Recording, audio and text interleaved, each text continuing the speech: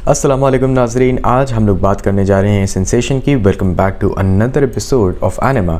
लेकिन सेंसेशन में जब हम लोग बात करेंगे तो we are going to make sure कि हम परसेप्शन के अंदर ज़्यादा ना घुस जाएं। Perception is a separate topic, हम उसे अलग से डील करने वाले हैं, जस्ट लाइक अटेंशन।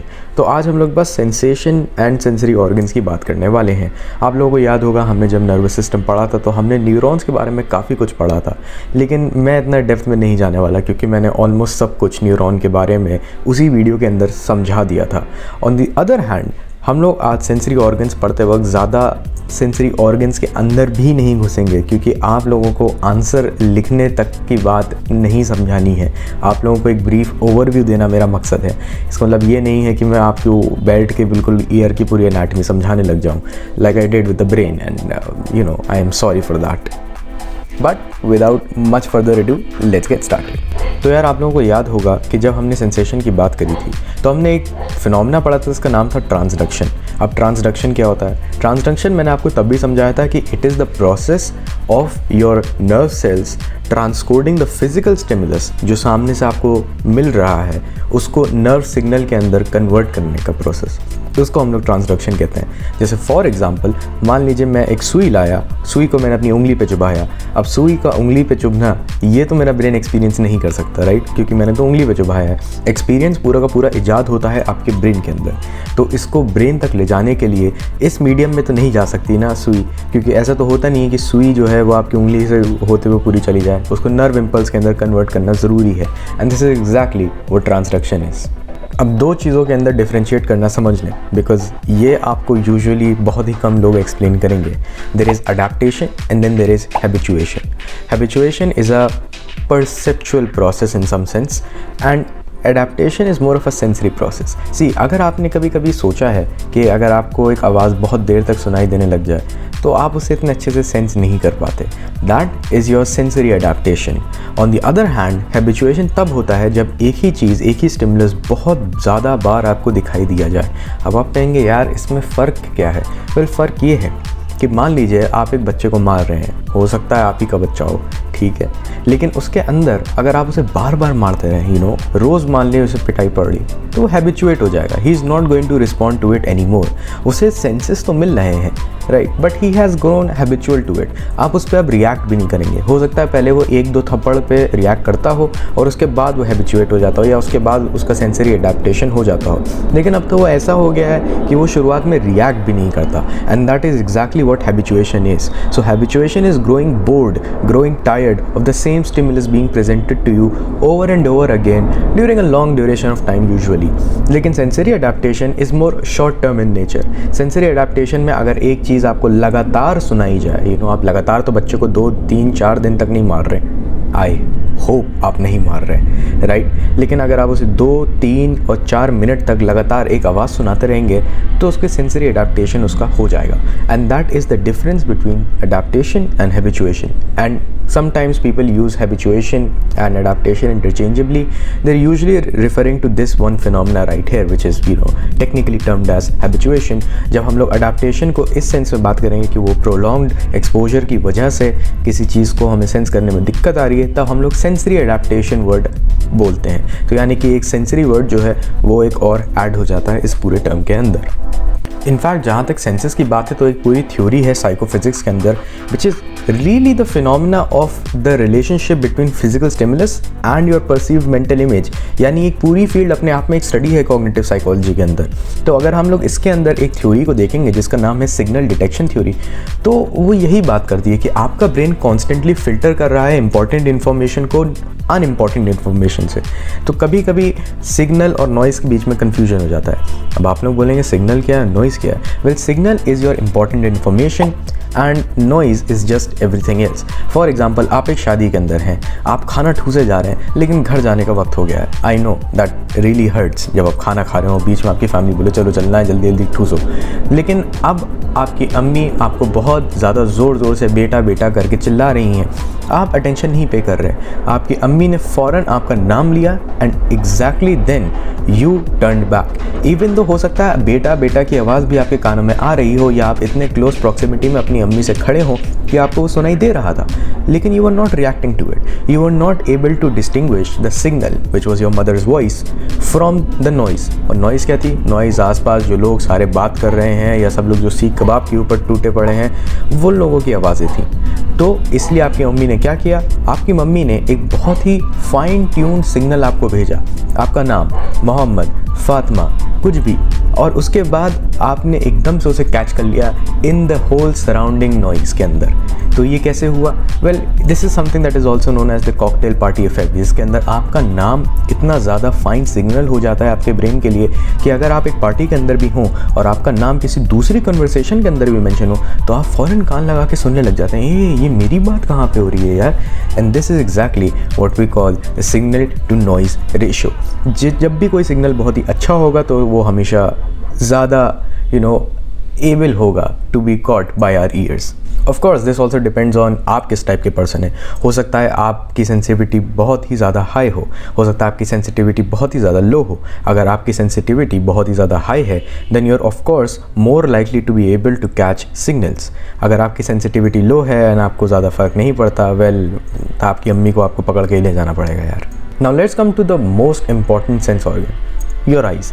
आई की एनाटमी हम लोग यहाँ नहीं पढ़ने वाले क्योंकि वो बहुत ही ज़्यादा कॉम्प्लेक्स हो जाएगी, लेकिन आप सबने फिजिक्स के अंदर आई एम श्योर ये ज़रूर पढ़ा होगा कि हमारी आँख के अंदर एक स्क्रीन होता है जिसका नाम होता है रेटिना, जहाँ पे इमेज फॉर्म होती है। वेल, उसी के साथ साथ आपने ये भी पढ़ा है, जब मैंने न्यूरॉन वाली जो सीरीज़ थी जहाँ पे मैंने आपको पूरा ये बताया था कि ब्रेन किस तरीके से काम करता है, कि एक चीज़ होती है इसका नाम होता है कॉन्ट्रालैटरल इनर्वेशन, यानी कि आपकी आँख का जो राइट वाला हिस्सा है वो लेफ़्ट ब्रेन को जाता है और जो आपकी आँख का लेफ़्ट वाला हिस्सा है वो आपके राइट ब्रेन को जाता है। तो ये जो क्रॉसओवर होता है ये आपके आँखों के पीछे एक जगह होती है जिसका नाम होता है ऑप्टिक कायाज्म, जहाँ के अंदर ये पूरा का पूरा एक तरीके से स्विच होता है और उसके पीछे ये आपके विजुअल कॉर्टेक्स में जाता है, जो कहाँ पे होता है? आपके ऑसिपिटल लोब में। Good. Now of course eyes की बात कर रहे हैं तो कलर्स का मेंशन करना बहुत ज़रूरी है। Well, there are two theories that actually work है। तो जो सबसे पहली है उसका नाम यंग हेल्महोल्ट्ज़ थ्योरी है, जिसका बेसिकली पूरा का पूरा प्रेमिस ये है कि 3 टाइप के सेल्स होते हैं आपकी आइज़ के अंदर, जिन्हें हम कोन्स के एक तरीके से सब कैटेगरीज होती हैं। कोन्स एंड रॉड्स, आप लोगों को शायद पता हो कि रॉड्स जो हैं वो ब्राइटनेस से रिलेटेड हैं और कोन्स जो हैं वो कलर से रिलेटेड है। अगर आपको कभी ये याद रखने में वैसे मुश्किल हो ना, तो एक चीज़ हमेशा याद रखिएगा, कलर, कोन दोनों किससे शुरू हो रहे हैं? सी से। तो यानी कि जो कलर्स हैं उनके लिए कोन रिस्पॉन्सिबल है और जो रॉड है वो ट्यूबलाइट, रॉड, हम लोग एक ही चीज़ बोलते हैं, तो इसलिए वो ब्राइटनेस से रिलेटेड है। खैर, यंग हेल्महोल्ट्ज़ थ्योरी जो है वो ये बात करती है कि आपकी आँख में 3 तरह के कोन्स होते हैं, कुछ जो कि रेड लाइट से सेंसिटिव होते हैं, कुछ जो कि ब्लू लाइट के लिए सेंसिटिव होते हैं और कुछ जो कि ग्रीन लाइट के लिए सेंसिटिव होते हैं। नाउ आर, बी और जी, इन्हीं तीनों के मिक्स से बाकी सारे कलर्स का परसेप्शन आपका ब्रेन कंस्ट्रक्ट करता है। लेकिन दूसरी थ्योरी जो है, जो कि ओपोनेंट प्रोसेस थ्योरी है, वो इससे थोड़ा सा डिलीनिएट करती है। उसका मानना ये है कि बेसिकली आपकी आँख के अंदर अपोनेंट प्रोसेसेस चल रहे होते हैं, यानी कि कुछ सेल्स जो हैं वो रेड और ग्रीन को कोड कर रहे होते हैं और उसी तरफ कुछ सेल्स ऐसे हैं जो ब्लू और येलो को कोड कर रहे होते हैं। एक ऑब्जेक्ट जितना ज़्यादा ग्रीन होगा उतना कम रेड होगा और इसी तरीके से एक ऑब्जेक्ट जितना ज़्यादा ब्लू होगा उतना ही कम येलो होगा। तो यानी कि at one point of time something can either be very high in the red corner of the spectra और the green corner of the spectra. Similarly something can either be very high in the blue corner of the spectrum या फिर yellow corner of the spectrum। और इन्हीं सब के different mix and matches से आपकी पूरा का पूरा दिमाग कलर्स को कंस्ट्रक्ट करता है। Now coming to the second most important one, that is your ears. आपके ईयर के अंदर एक छोटा सा पार्ट होता है जिसका नाम होता है कॉकलिया। कॉकलिया के अंदर बेसिलर मेम्ब्रेन होती है जिस पे एक ऑर्गन होता है, इसका नाम ऑर्गन ऑफ कॉर्टाई होता है, जिसके ऊपर हेयर सेल्स लगे होते हैं। Now when we talk about the organ of Corti और हेयर सेल्स, तो बहुत ही ज़्यादा लोग इसके अंदर बहुत डीप में घुस जाते हैं। हमें इतना डीप लकीली नहीं जाना है। हम सिर्फ ये बोल सकते हैं कि आपके बेसिलर मेम्ब्रेन के अंदर as per a theory known as place theory, different kinds of pitches affect different parts of the basilar membrane. इसी तरीके से आपका ब्रेन डिस्टिंग्विश कर पाता है कि कौन सी पिच किस तरीके से सुनाई दे रही है। ऑन द अदर हैंड एक और थ्योरी है जिसका नाम है द फ्रीक्वेंसी थ्योरी, जो आपने शायद याद हो कि हमने इंटेंसिटी को पढ़ते वक्त एक बार ये भी पढ़ा था कि जब भी इंटेंसिटी हमारा दिमाग अलग तरीके से वेरी कर रहा होता है तो या तो एक ही न्यूरॉन बहुत बार फायर हो रहा होगा या मल्टीपल न्यूरॉन्स एक साथ फायर हो रहे होंगे। Well, it's the same thing here. Moving forward we have the human tongue, and human tongue के ऊपर कुछ स्ट्रक्चर्स होते हैं जिनका नाम होता है पैपिले। वेल, वैसे तो थ्रोट के ऊपर भी प्रेजेंट होते हैं एंड उनके ऊपर टेस्ट बर्ड्स अटैच्ड होते हैं। और ये टेस्ट बर्ड्स एक्चुअली, ये बात कहना बहुत ही गलत है कि कुछ टेस्ट बर्ड्स सिर्फ कुछ टेस्ट को ही मेजर कर पाते हैं। हर कोई हर किसी को करता है, बस कुछ पर्टिकुलर टेस्ट बर्ड्स के ऊपर ज़्यादा अच्छे जचते हैं। For example sweetness, bitterness, सारनेस, saltiness, ये सब के सब सारे के सारे टेस्ट बर्ड्स एक तरीके से सेंस कर सकते हैं, बट इट्स जस्ट दैट कुछ taste buds are more likely to grab saltiness, sourness, bitterness, sweetness. और इससे मुझे याद है एक 5वां टेस्ट भी होता है, umami. Look it up on Google, you will be interested as to what you find. Of course we know कि टेस्ट के ऊपर बहुत ही ज़्यादा हैवी इंप्रेशन होता है स्मेल का। अगर आपने कभी कार्टून्स देखे हैं तो आपने देखा होगा कि कभी कभी कार्टून्स को अगर कुछ खाना नहीं होता तो अपनी नाक बंद करके खाते हैं। आप कभी ट्राई करिएगा, नाक बंद करके खाने की कोशिश करिएगा, you will not be able to taste it and it's actually pretty weird. In fact आपने कभी ये सोचा है कि एयरलाइंस का खाना इतना बुरा क्यों होता है? आप कभी प्लेन में बैठे और बिसाइड्स द फैक्ट कि एयरप्लेन्स का खाना कभी कभी बहुत ही अनएपेटाइजिंग हो सकता है, बहुत ही बुरा लगता है देखने से, ऐसा लगता है पता नहीं कहाँ से बासी सा खाना दे दिया हो।